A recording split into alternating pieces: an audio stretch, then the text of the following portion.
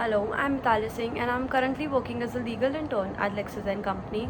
Today in this video, I will be talking about concept of will under Muslim law. So we are going to talk about first meaning of will, then we will study what are the essentials of a valid will, then we'll move forward towards who all are eligible to make a will. In other words, we can say that who can make a valid will. Let's start with a basic introduction.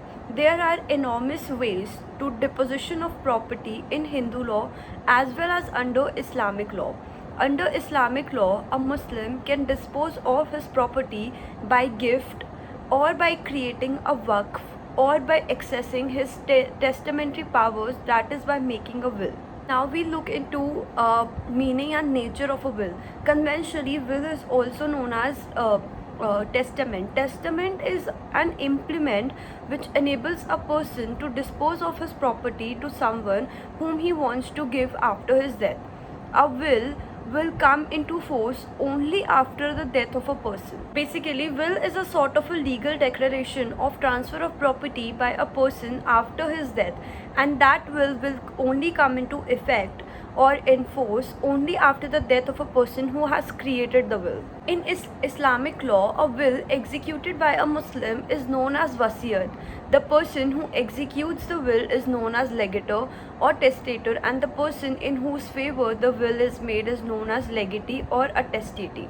A very famous Muslim scholar, Amir Ali, defined a will from the point of view of a Muslim as a divine institution because its exercise is regulated by the Holy Quran. Now we will discuss the essentials of a valid will. So what are those things which has to be there in a will in order to make that will a valid one? Then first, the legator must be competent to make a will.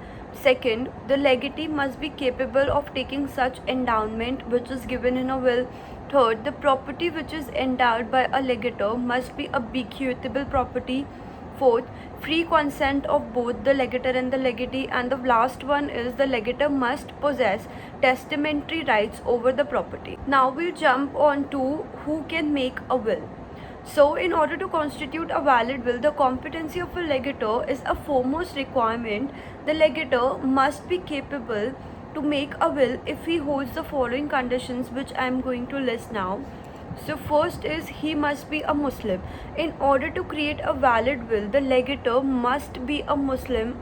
If he wants to create a will under Muslim law, then he must himself be Muslim. For example, in case where a Muslim has married under a Special Marriage Act 1954, then the will made by such Muslim shall be governed by the provisions of Indian Succession Act 1925 and not by the Muslim personal law. Now, second essential is the soundness of a mind. When a will is being made, the legator must be of a sound mind. He must be a sane person. Under the Muslim law, it has been quoted that the legator must possess the perfect disposing mind at the time of the execution of a will. In other words, we can say that a legator must be competent to understand his actions and legal consequences of those actions. In cases where the legator is of a sound mind when the will was declared, but subsequently he becomes a person of an unsound mind and he remains same till his death, then such will made by such legator will stand void. So the last essential is the age of majority. The legator must have attained the age of majority at the time of execution of a will.